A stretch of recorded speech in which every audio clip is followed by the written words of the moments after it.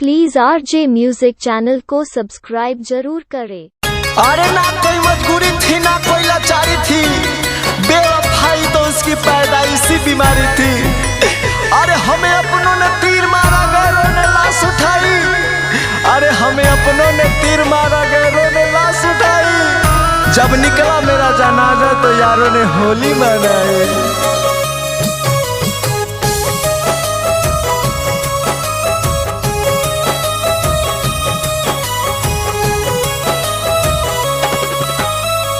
भूल गईले हमके पाक दौलत न मारिया, भूल गईले हमके पाक दौलत न मारिया। जोर का वो खुश न रहाबे पिया के नगरिया, हमरा के ते धरा दिहले प्यार के बीमारिया।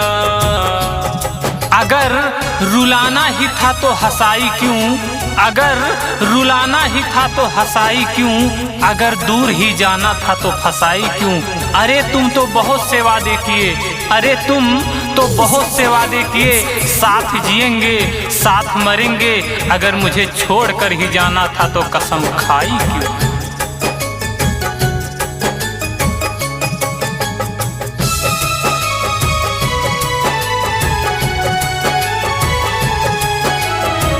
ना चाही रुपया पैसा ना चाही गाड़ी, तोहरे संग काट ले अब उमरिया सारी।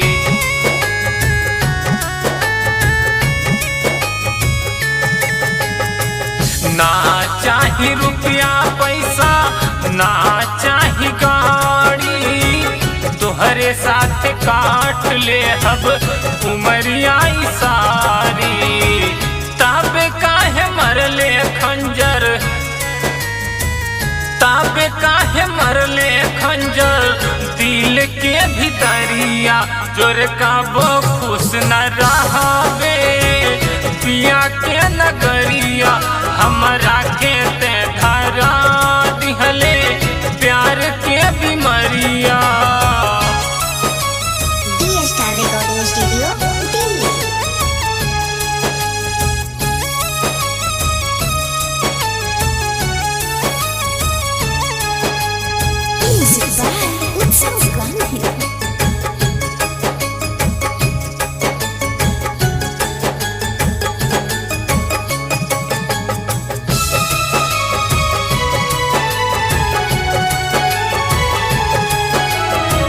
राइटर विकास कहस सुना हमर बतिया, कैसे भुलाई ऊ दिन और रतिया।